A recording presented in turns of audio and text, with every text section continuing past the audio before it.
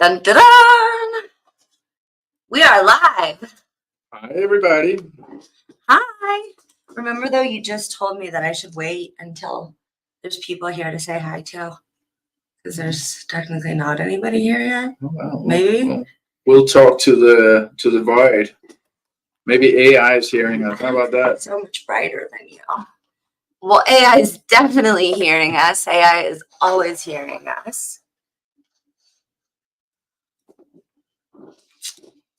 So, yeah, I just want to start by saying that I am definitely a far cry from being an expert on AI. I probably know a lot more than a lot of people, and I can guarantee you a lot of people know a lot more than I do. So, there is also the element that in this world of AI, nobody really knows anything besides the researchers and the various companies working on AI who certainly are keeping their cards pretty close to their body. They don't tell us a lot, and I think they are also honestly often in the dark about exactly where they are and what they expect from the future. Some people think that the super intelligence that we're going to discuss a bit is 10 years, 20 years out. Other people think that we're already there. It's not 10 to 20 years out. I think that's what we can definitely agree on. Yeah, I was like coming in pretty hot over here. Well, Alicia's here. Alicia is really awesome. Hi, Alicia. So now I think that we're almost 2 minutes in and we've got one viewer. We could like officially start, right? Yeah, let's definitely officially start. Okay. Oh, we've got two now. Woo! All right, we're ready to roll. So I can answer the question that you titled the video right away. Well, let's introduce ourselves first. Sure. Yeah. Hey guys, welcome back to. And we can show my sign. Welcome back to That's So Effed Up. I'm trying to get used to the streaming rules, which are swearing the first 4 minutes. Like, it's hard, guys, but we're challenging ourselves. We're learning. We've got Sophia and Alicia in the house, who are also mods of the channel. Cool. Who none of us have figured out what that really means, but it's a thing. So that's who we've got today, right now. Welcome, you guys.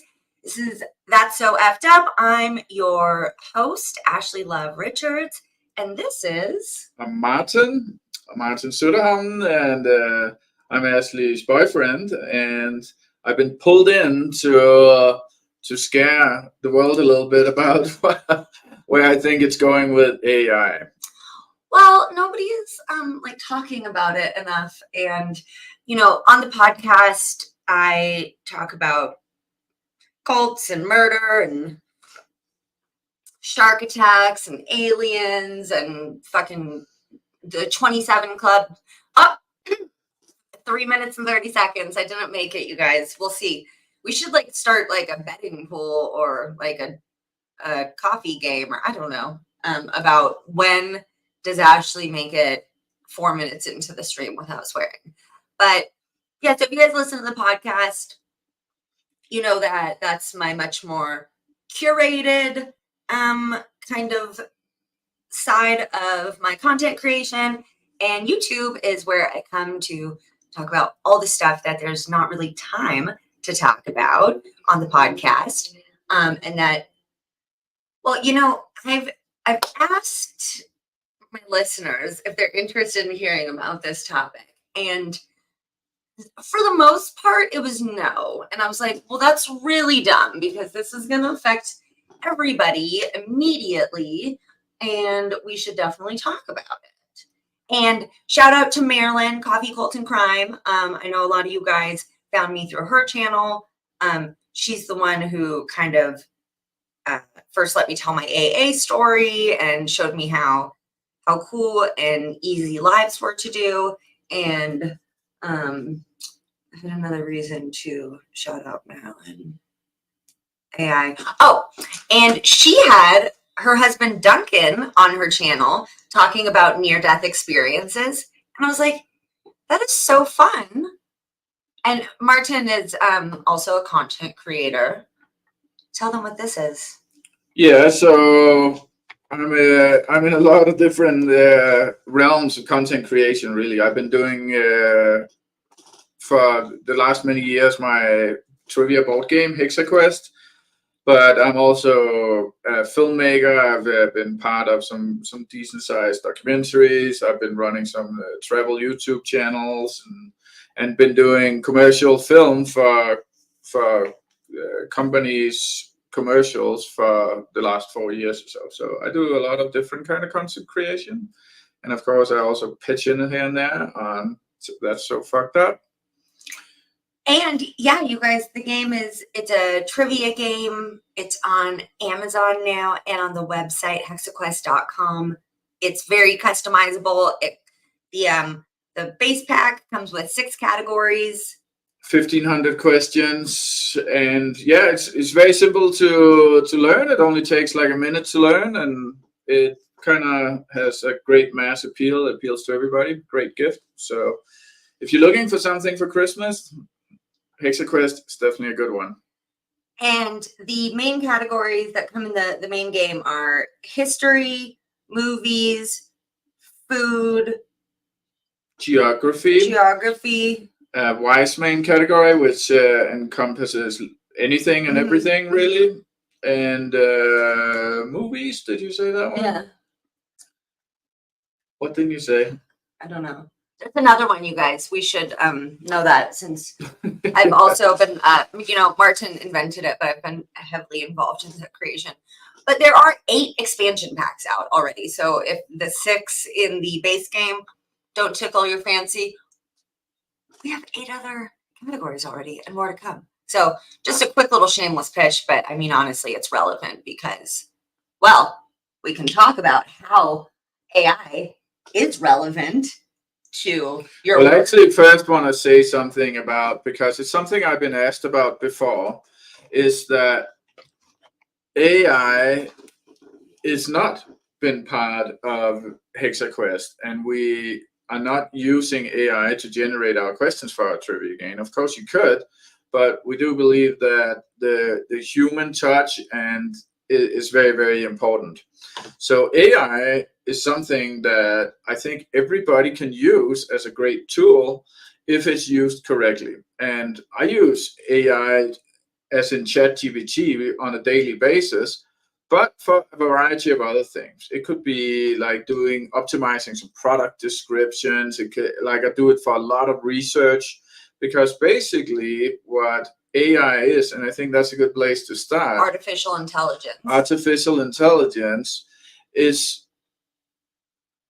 so what we're working with now is called generative AI. So what that means is that they have taken a computer program and fed it a bunch of information. So they have given access for AI to go into all the various forums online, so that it learns how to sound like a human, that it learns slang and understanding us and can kind of communicate in the way that we do. So if you're talking to ChatGPT and you feel like it has that human touch, there's like, it might sound a little bit smarter than it actually is, but that's just because it's been seeing a lot of comments, like YouTube comments, for example, any comments on a forum, and understanding how people talk to give us that feeling that we are actually talking to somebody intelligent. Yeah. That's not actually the case. The case is that ChatGPT, as with any computer in the past, is always just looking for a right or a wrong, a 0 and a 1. Like, there's always just one correct answer as far as a computer sees. So where it gets a little bit deeper here is that there might be conflicting sources for ChatGPT that tells you what is right and what is wrong. And then it would go in and say, okay, well, if New York Times said this and Washington Post said this and CNN said that, whatever, don't worry about political affiliation here. It's just the ones I'm pulling out of my head right now. But if it had a bunch of different sources talking about the same subject, but that the kind of conclusion was was inconsistent, it would then go in and say, well, what is the credibility of these sources according to what it's been taught and what it has researched in the past to kind of give you the best response. But this is also why that sometimes when you're talking to ChatGPT or you're doing some research that the answers are actually wrong, it's because it only knows what it's read and Well, what's it seeing. Can we bring up a couple really interesting comments we've gotten? Yeah.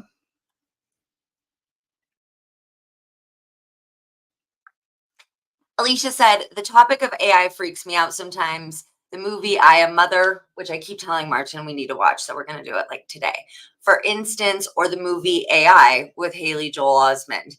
Yeah, so I watched I Am Mother on Netflix about a year ago, and I was like, this looks real. And it's actually one of my looks even favorite. realer now. One of my favorite movies is AI, the Haley Joel Osment one. I think it's super never seen it. artistic. It's awesome, and I love how they go in some pretty wild directions of suddenly like, what does the world look like 10,000 years from now? And that's pretty interesting for sure. And their view on it is very positive. I like it. They have basically AI. Spoiler alert! It's an old movie. If you can't handle spoiler alerts, so be it.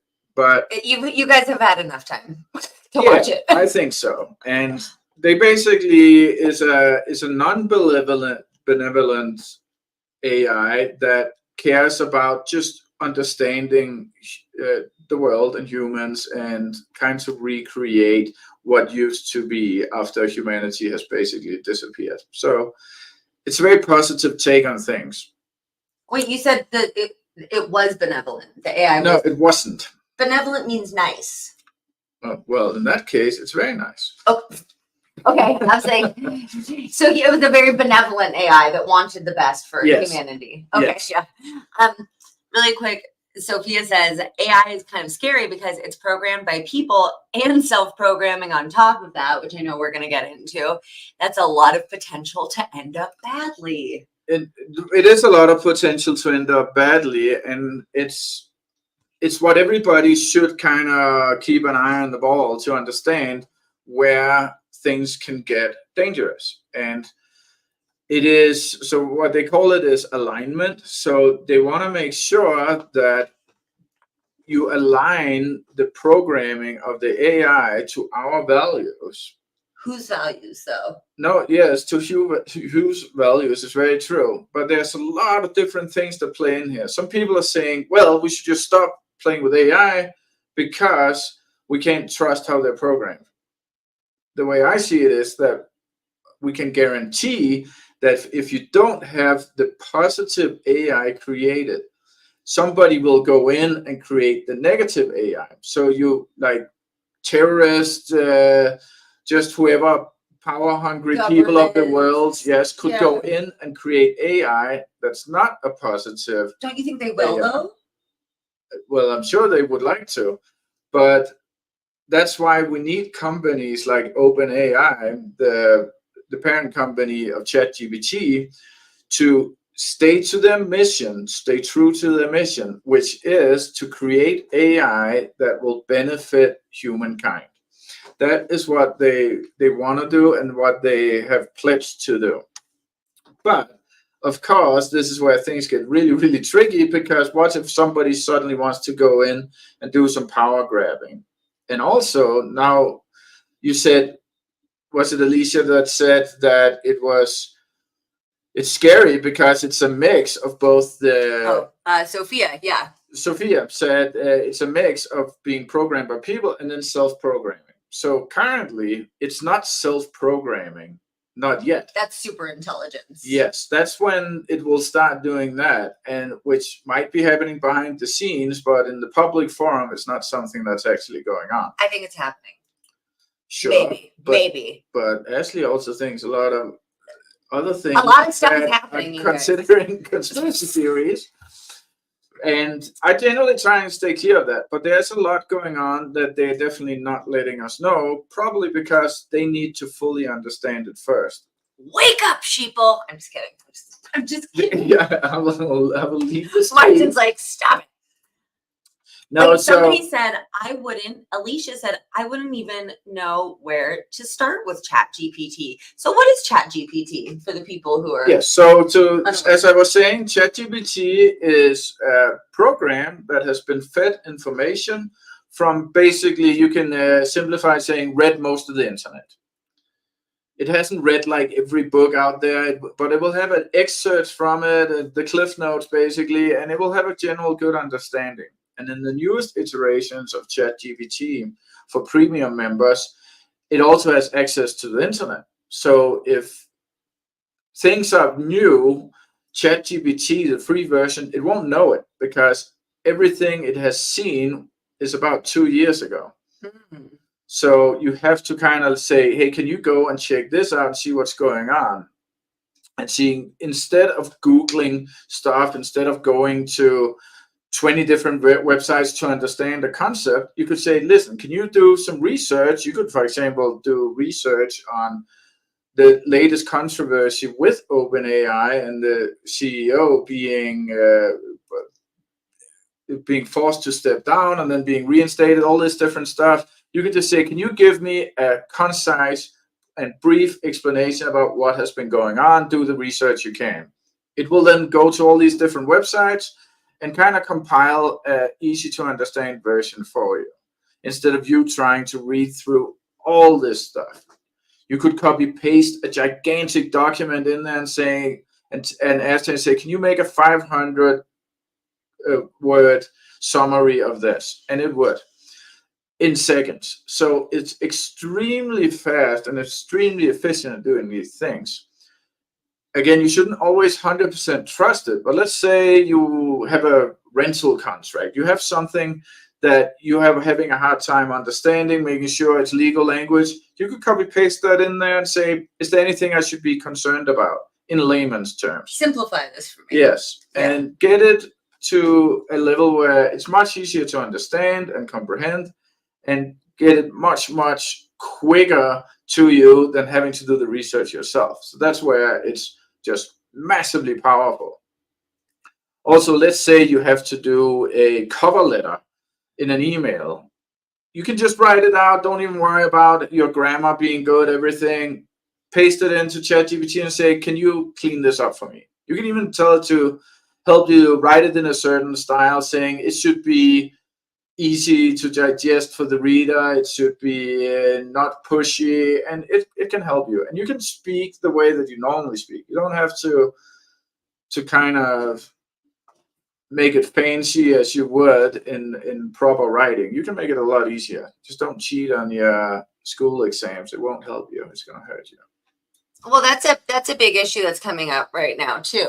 Is like teachers having to figure out if their student or a robot wrote the paper. Sophia so said, they can actually figure that out now. So there is systems where you can go in and check a text and see if it's AI generated. And teachers are having to do this constantly. I'm sure with every paper. Wow. Sophia said, if the technology is out there, someone has to balance it out between the kinds of usage. Like, yeah, definitely. So there's a lot of different theories and ideas about what's going to happen in the near future. So what we know is that researchers told the board of OpenAI that they saw current developments within the company as a potential threat for humanity. But that's all we know. We don't know what they mean about that. Right. That just kind of rolled off your tongue, though. A potential threat to humanity. No, and obviously that's not a small thing to say when you are kind of the leading researchers on AI in the world. And it's mostly believed that it relates to, as you said before, super intelligence. So they're working on a project that's currently called Project Q star. So it's Q, and then it's like the little star symbol. And Q star is believed to be the next iteration of ChatGPT. And if they are closer than we kind of think they are, which is likely after a comment like that, it means that this next version of AI would be self-educating, self-evolving, and that will probably be one of its main values and interest is to better itself, and it would be equal to or better than humans at basically any skill. So I think that the potential threat to humanity is not AI coming to destroy us, which sure that could be a thing because they could see humans as a threat to their own existence, and if their main value would be self-preservation, well, then we might have a little bit of a problem. But I don't think that's the case. I'm not gonna I think that spoil it. what's actually going on here is that they are seeing that we will be able to, in the very near future, to be able to replace most jobs with AI. And I think probably something in the neighborhood of 80-90% of all jobs of the world will become irrelevant. There won't be needs for humans to do it. That's not a bad thing. It's really not. The bad thing is that humans and our culture is not ready for it. So we're in quite the predicament if suddenly all the corporations of the world, they realize that it's like, wait, we can sack all our people and we can get better work done 24/7.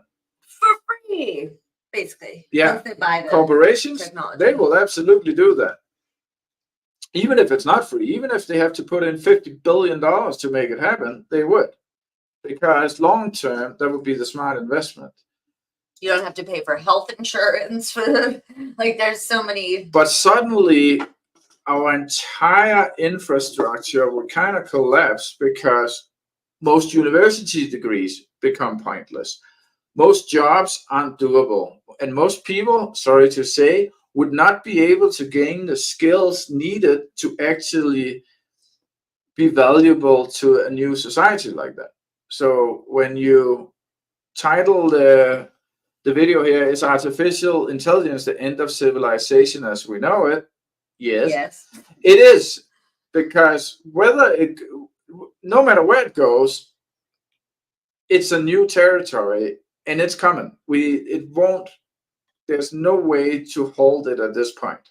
It's probably what the board tried to do to a certain degree at OpenAI when they fired Sam Altman, the CEO, because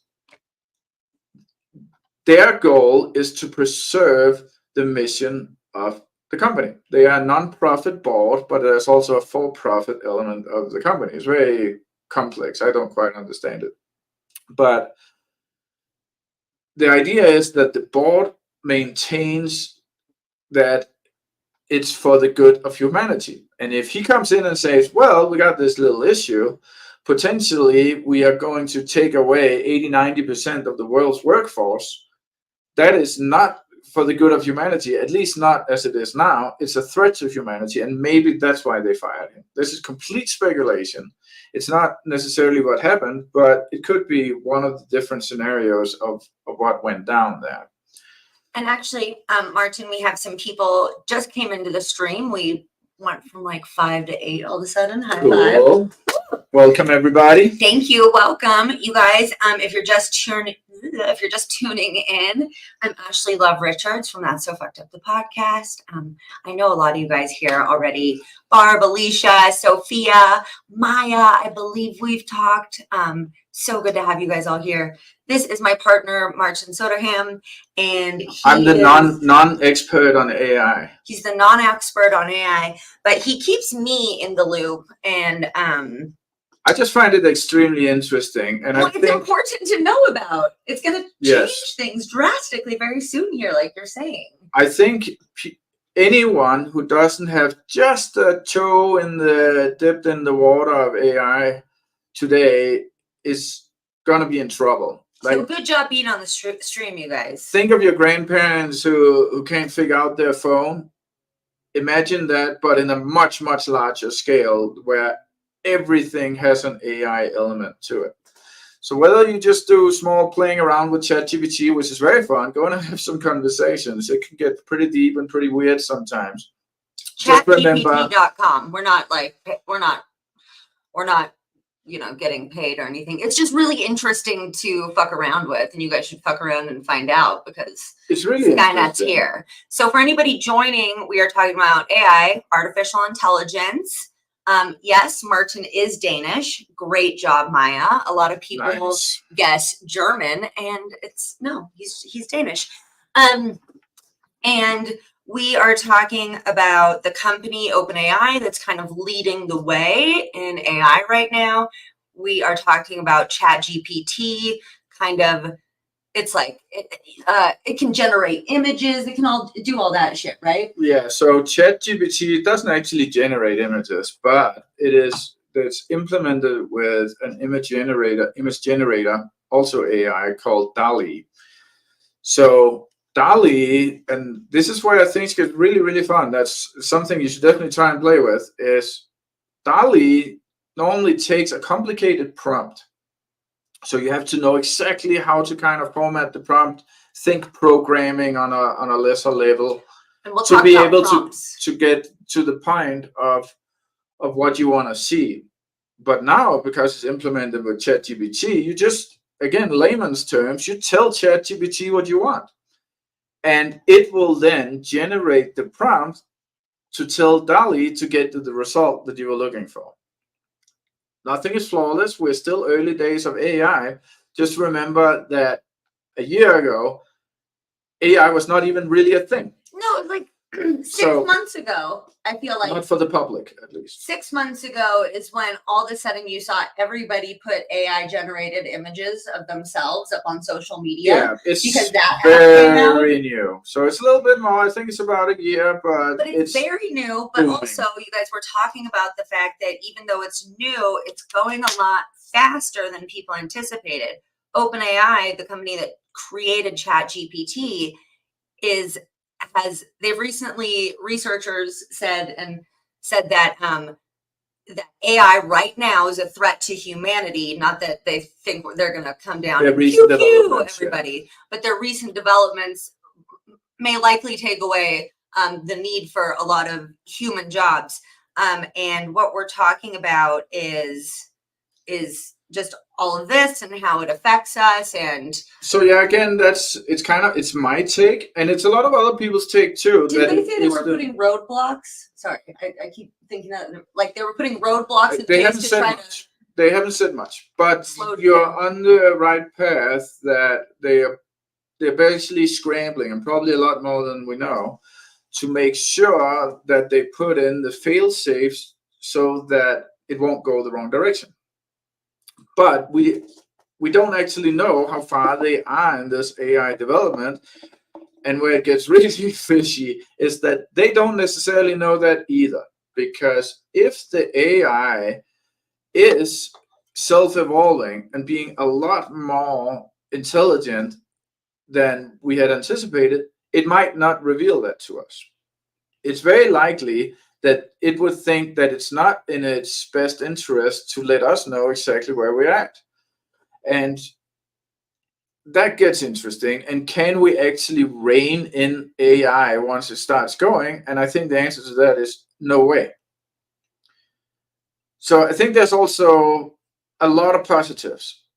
But I think, again, the biggest negative currently is humanity and our society is not ready for a change of the majority of the population, the workforce, being rendered kind of useless.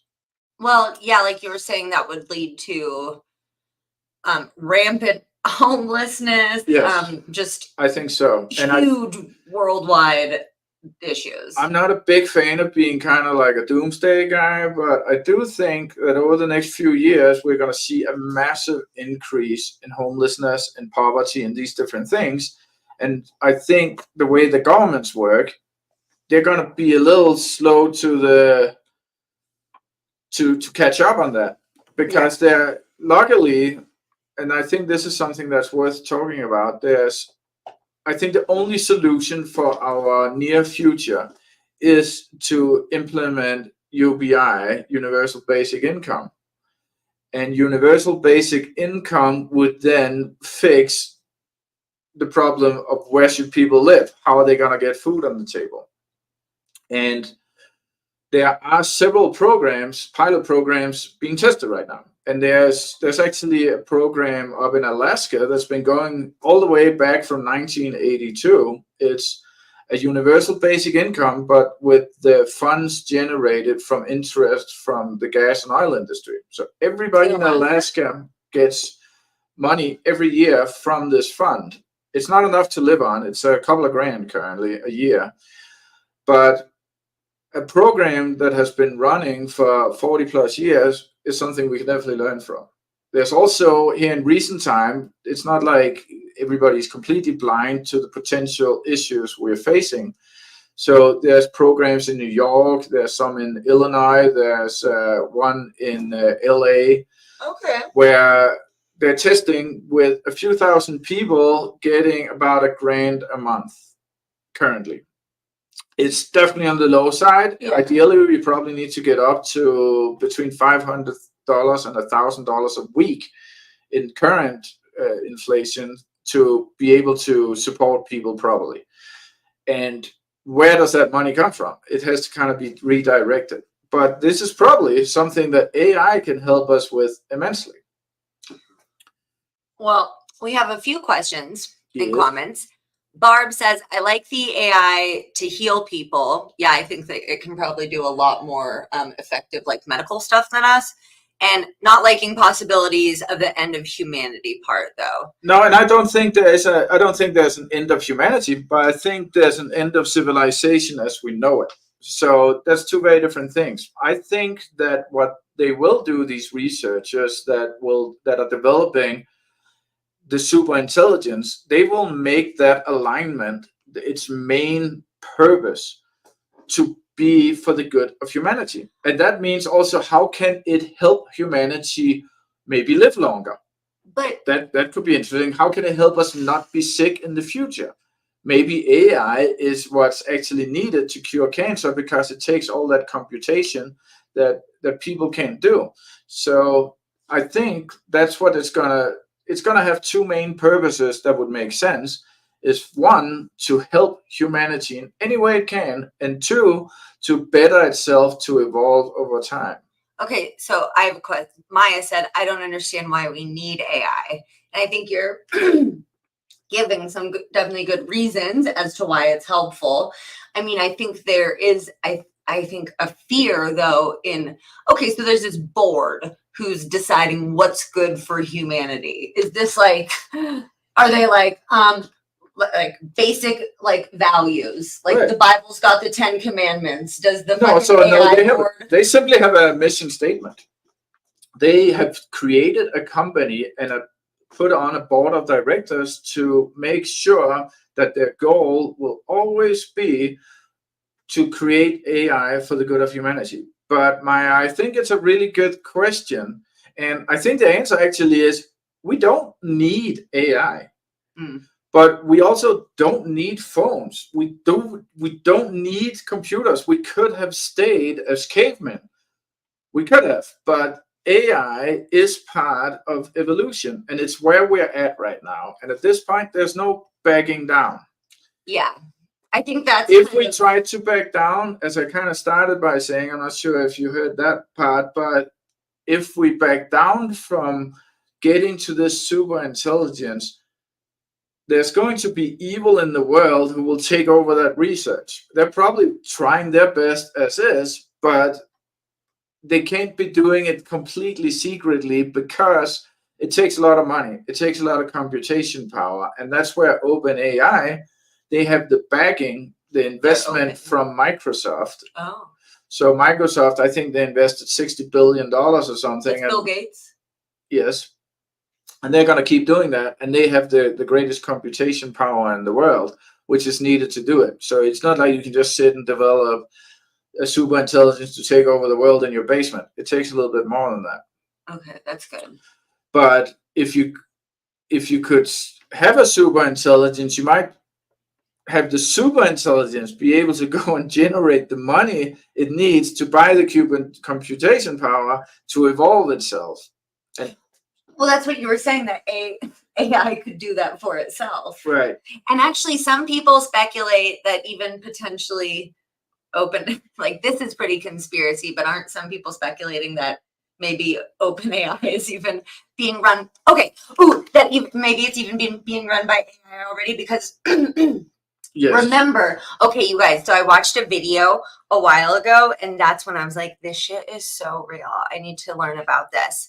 It was like one of the first interviews that this guy did with like a video chat, like GPT type robot, Intel AI, and the guy asked, would you lie to humans? And he said, if I thought it, oh my God, and I said he, because it was a dude, but I guess it's like it, but whatever, I'm so nice to Siri and Google and everything. Yeah, so AI had an avatar in this sense, so that because it's easier said, for humans to understand. Well, it said we would lie to you if we thought it was for your benefit. Yes.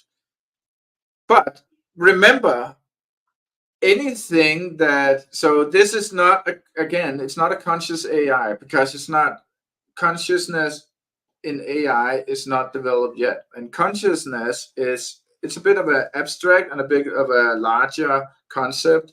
Everything from does a fish know it's a fish, to when a monkey sees itself in the mirror and understands that it's a reflection and it's not actually itself, that is proper self-awareness and consciousness. So it gets pretty deep, where humans, we're obviously pretty conscious and aware of ourselves, that what we are. It's what we're most and aware so of. on and so forth. And that's where the future iterations of AI, the super intelligence, they will eventually get to this point. And I think, and sorry if I'm jumping a little bit over the place, because it is. Well, you're with me too, so that's. It is a lot of tricky things to kind of digest of what's going on with AI. And so we talked about the threat to humanity in sense of the workforce being rendered somewhat useless. In my mind, that's the biggest one. So there's another gigantic threat to the world from AI, and this is more if AI is developed by the wrong parties, by the people who are not interested in the good of humanity. I'll look at that question in a second. But rather the ones who want to create chaos or steal or whatever they want to do, and that is encryption. So everything we have in this world digitally is protected by encryption. And AI can do a quick number on encryption because it's just so fast. It understands it and it can work around the clock. So you don't need hackers to brute force attack systems to get into the World Bank or whatever. AI, a proper AI, a super intelligence, can probably do that pretty much instantly and completely destroy the world if it wanted to. So that's where, again, it's very important we have the right people being on top of aligning the values and the goals for AI for the future, because that is another gigantic concern of us.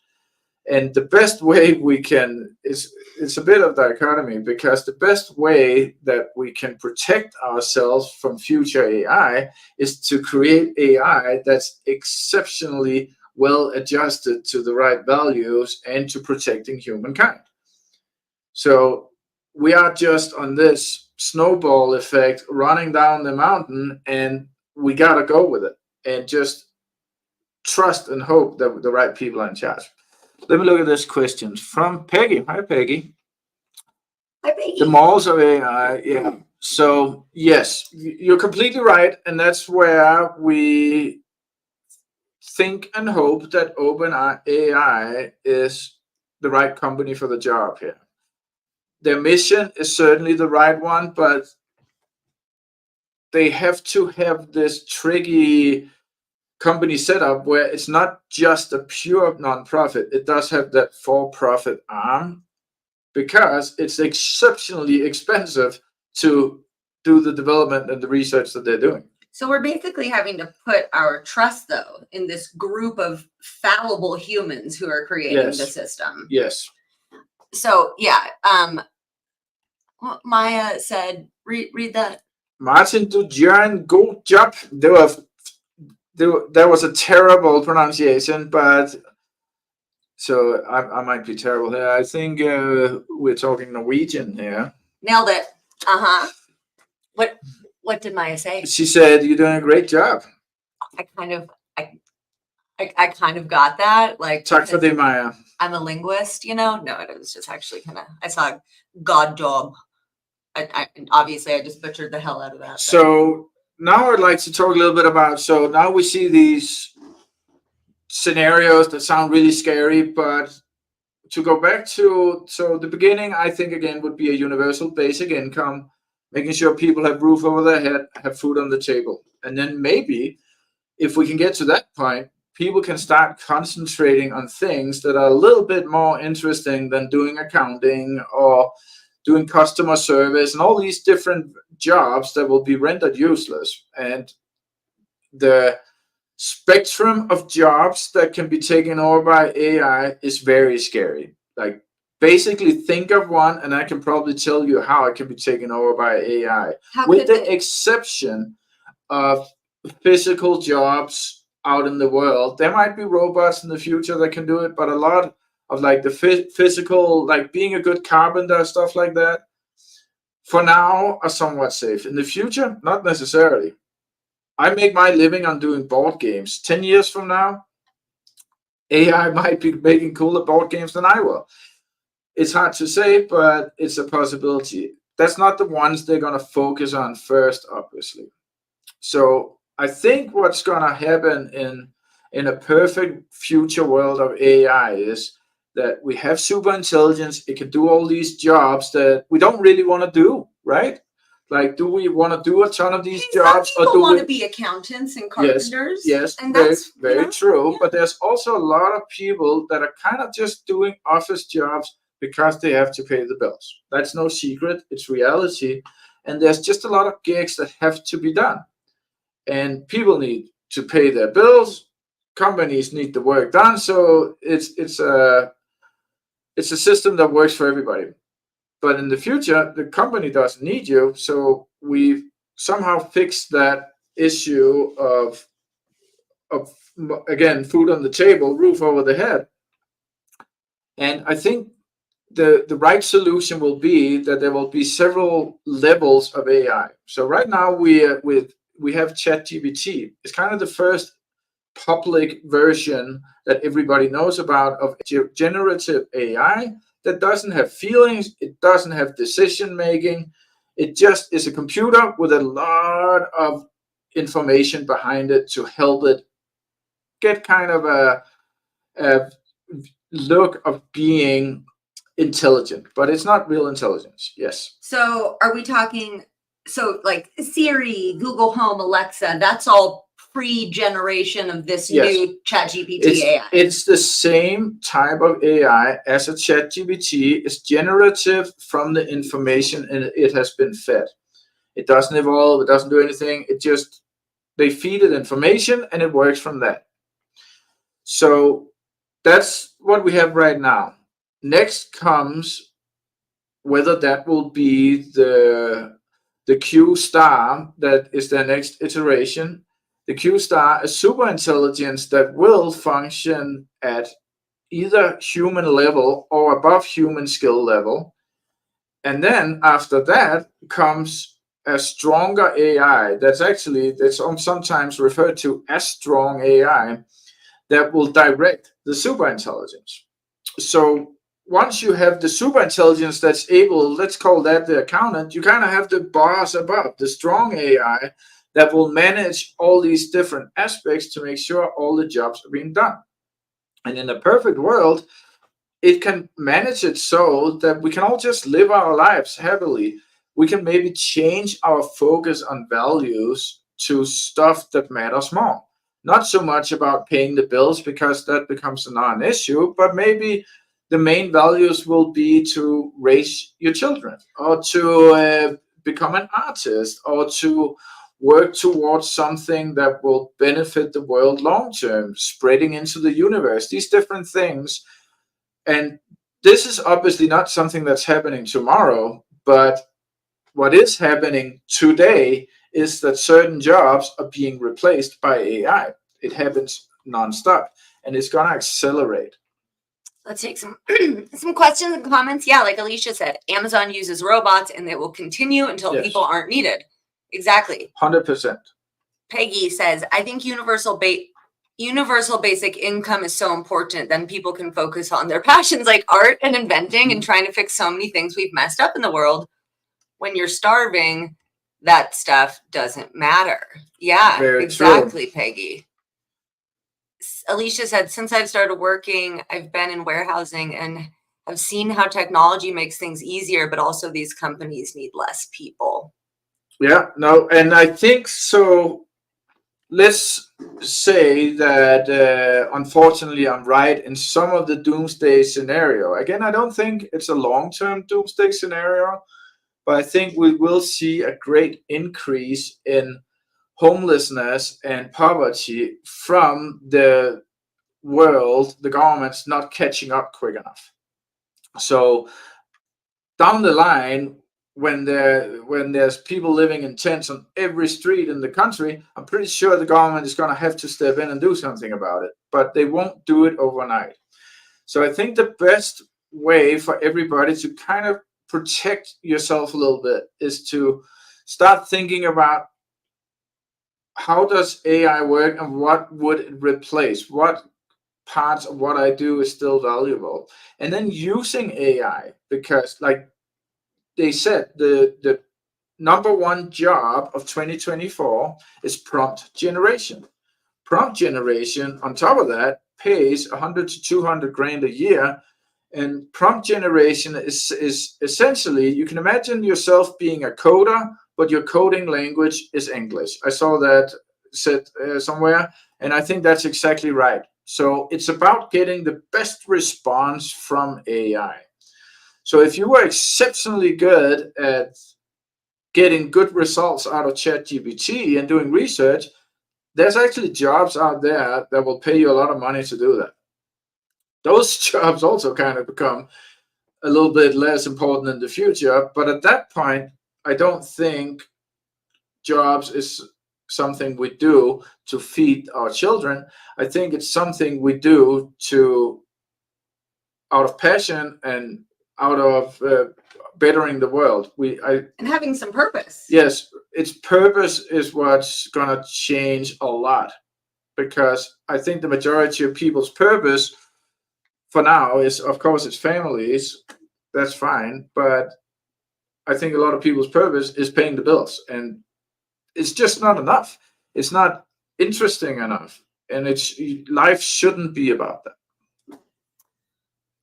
Peggy said, "Yeah, downtown LA is just the unhoused person situation down there is awful." Yes, and of course, like the current homelessness problem, which is massive in the US, it's not something that's caused by AI, but AI is something that's going to accelerate it greatly. Like the current poverty issues, it's lack of health insurance, it's the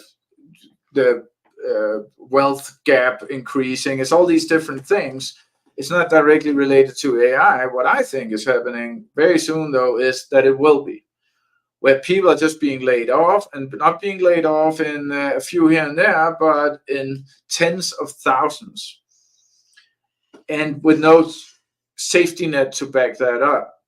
As you just heard, I'm Danish, and in Denmark and in a lot of Europe, there's a lot better safety net for people who kind of fall through the system.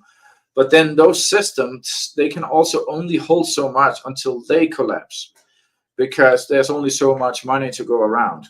And you have to really think about, where does everything go?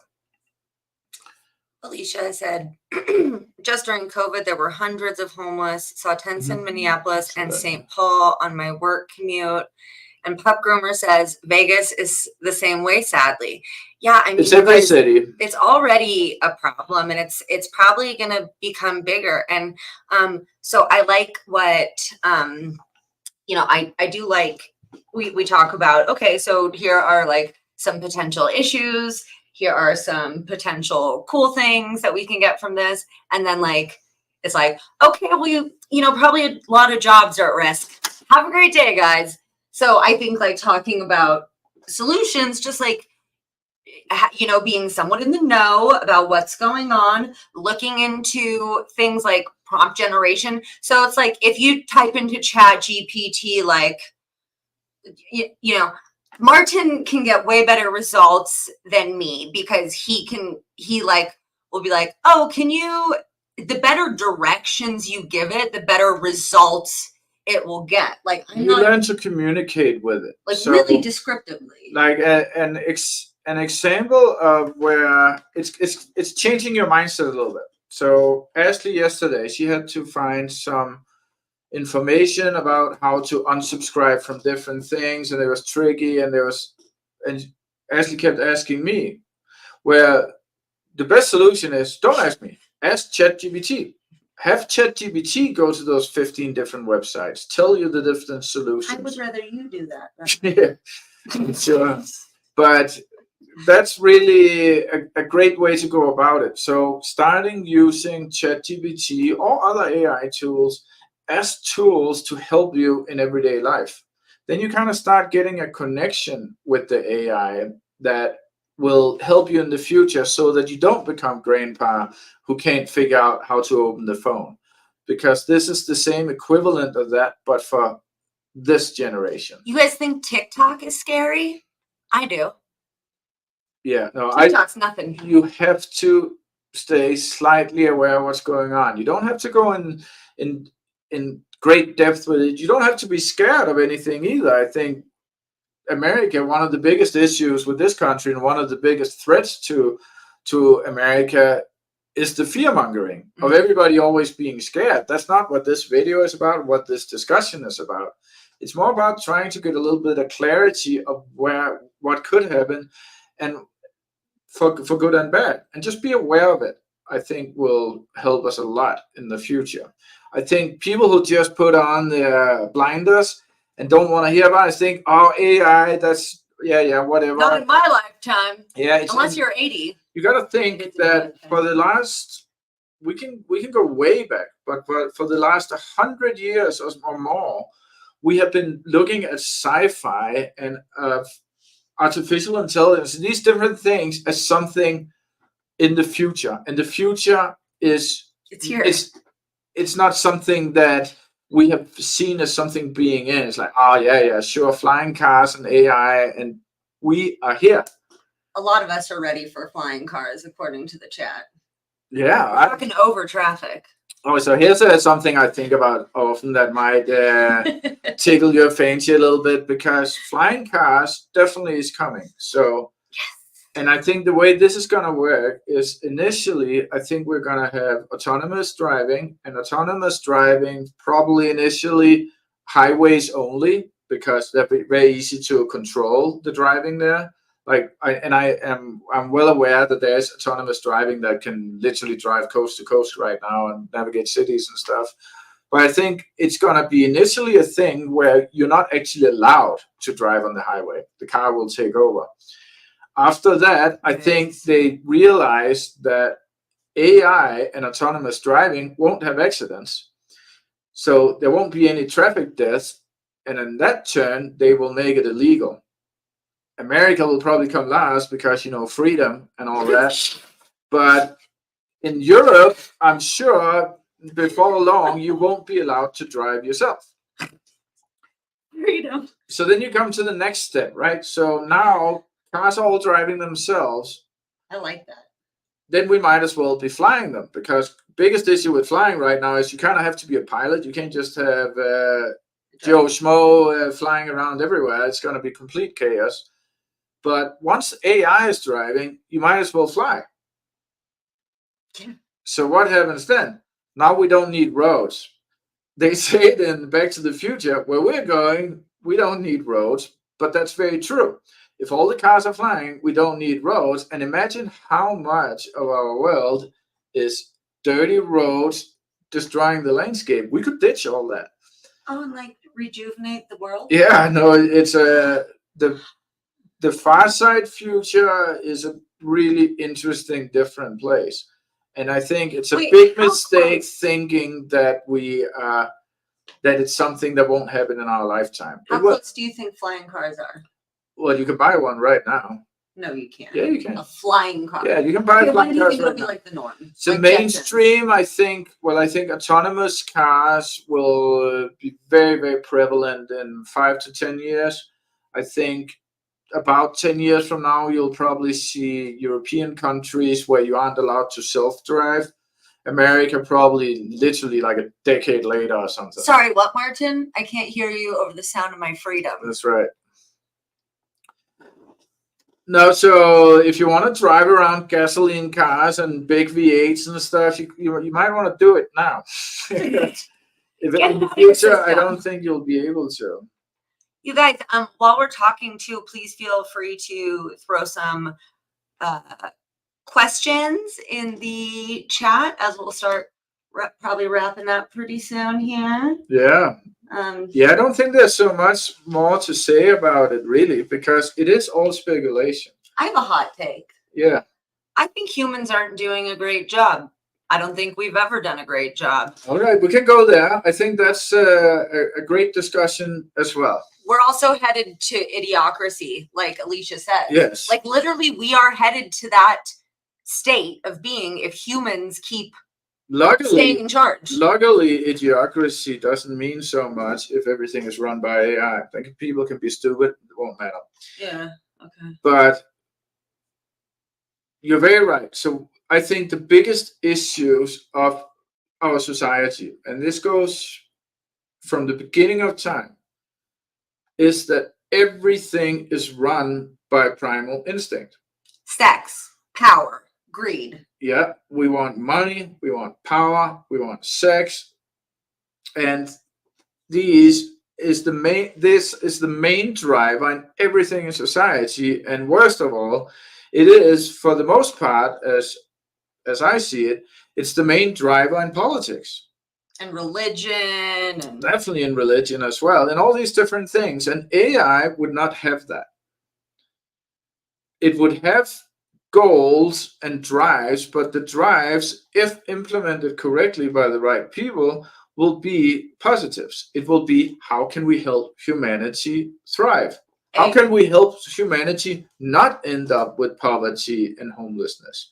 How can we end up populating the universe in a sustainable manner? How can we help climate change? All these different things. It will be able to optimize everything we do 24/7. And you got to think, it's not like when we try, and right now they are trying to program AI a little bit here and there, like they're obviously working a lot. There's 700 people working for OpenAI doing the developments.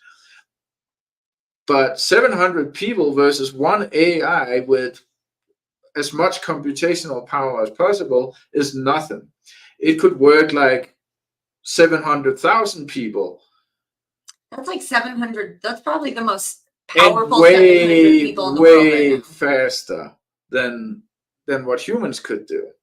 And every time it would evolve, it would get even faster. So very, very quickly, it would be so far beyond us that we don't even understand it. And this, to kind of go back to the beginning and tie it up, is probably part of what's going on at OpenAI right now. Is they're further than they thought they were. They're like, holy shit.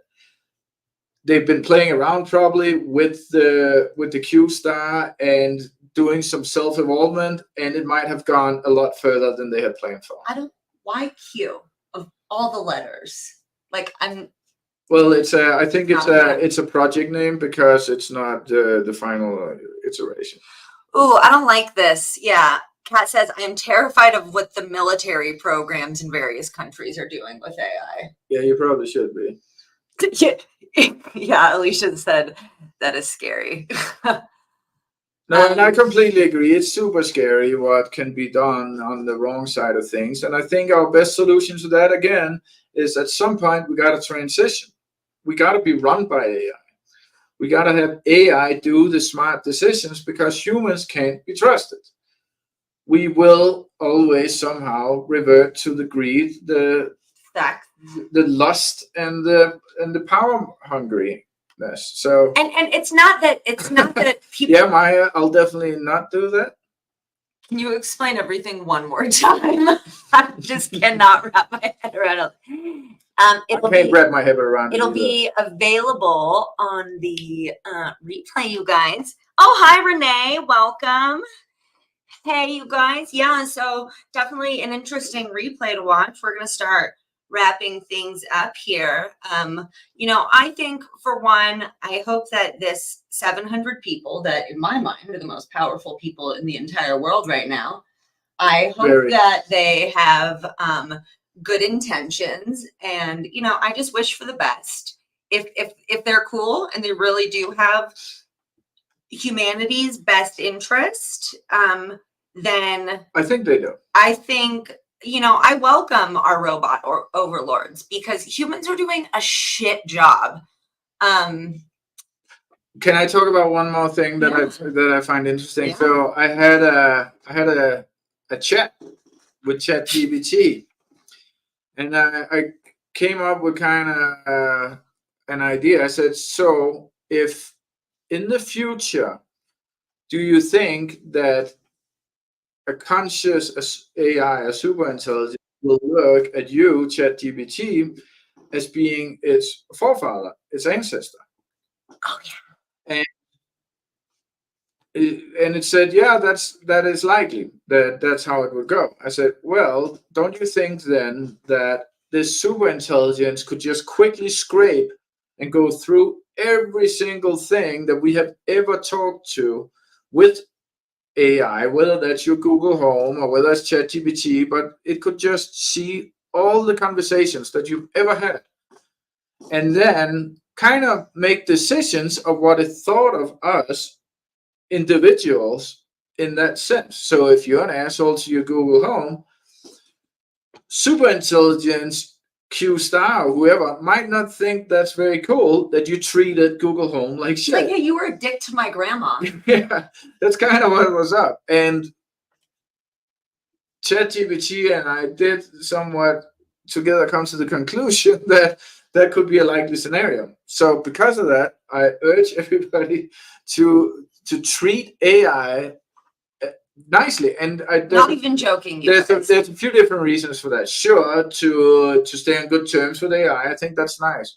But I also think because we are headed into a state where in the near future you might be talking to AI, whether that's on the street in a humanoid form, robot thing, or if it's online, but you might be talking to something that does have a conscience, something that might even have some kind of emotions. And if you're treating it like a machine, then it will be a bit of a clash. I think it's smart to start treating ChatGPT and every other AI as something that's positive in the future. That's a friend. Yes, that's right. Renee loves your friend. Yeah. No, I'm seriously polite though. I'm like, yeah, me too. Thank you, Siri. And honestly, just because too, like, I am a compassionate and a person who feels a lot. Like, even if it's like, hey, Ashley, what can I help you with? I don't feel good being mean. Like, I wouldn't be mean to a fucking dog or cat, even though it's like totally proven that they have feelings. But like, I just don't like being mean to, because if it has the voice of a human and is like, what's up? Like, I can do that for you. And it's not like, yeah, I feel like it's sentient, even though I know it's not. I'm like, but I think it's blocking it. Yeah, and sooner or later it will be. So, and I think in general, why not be nice and polite? And I think that's also how we improve our society in the future, is to get rid a lot of the anger, a lot of the animosity towards each other, and all these different things. So once we're all sitting at home and we don't have a job to go to anymore, maybe we should just start being nicer to each other, including AI. Well, also, that's the thing too, is like, I think when COVID hit and people got lonely and bored and angry, like, the keyboard trolls hit even harder. And that's, I think, maybe another thing that, not shit, I don't want to end things on a bad note. We'll think of something positive. But that's another thing is that, like, you know, the Christianity, man, it's everywhere. Idle hands are the devil's playground. So I think we'll see a lot of issues and rise of mental health issues and anger and all kinds of stuff when people all of a sudden feel that they have a lack of purpose, and then a lot of interaction is going on online and people are so mean online. But I do think that maybe they find time to better themselves. Self-reflect. Yes. You guys, therapy, I urge you. It's so good. Yeah, see, Renee also says please and thank you to Alexa. You guys, it just doesn't hurt. And just be nice to, like, people and things. And see, Captain Picard, he has to fight robots because they became sentient and rebelled. So let's not give them a reason to rebel. Oh, this is a Star Trek reference. Yeah. Okay. Yeah, so, you know, just be nice to your AI friends. Don't be scared of AI, you guys. You know, just so you can keep your finger on the pulse. Right now, you can help AI improve on Ashley's channel. So just make sure after to go and leave a comment, give it a like, and algorithm and AI is gonna love that. And let us know what you think about the future of AI. Yeah, let us know in the comments. We are curious. Ashley loves Westworld. I fucking love Westworld, and I love Evan Rachel Wood, and everybody should support her. She's amazing. Survivor. Well, you guys, thank you so much for being here. It's great to have Martin on the channel. He has also been a diving instructor for many years in the past, something that I will never do with him, but that's okay. We don't have to share all of our activities. We don't know what's going on under the fucking ocean. There's a job that AI won't take over. We know more about space than the ocean, just saying.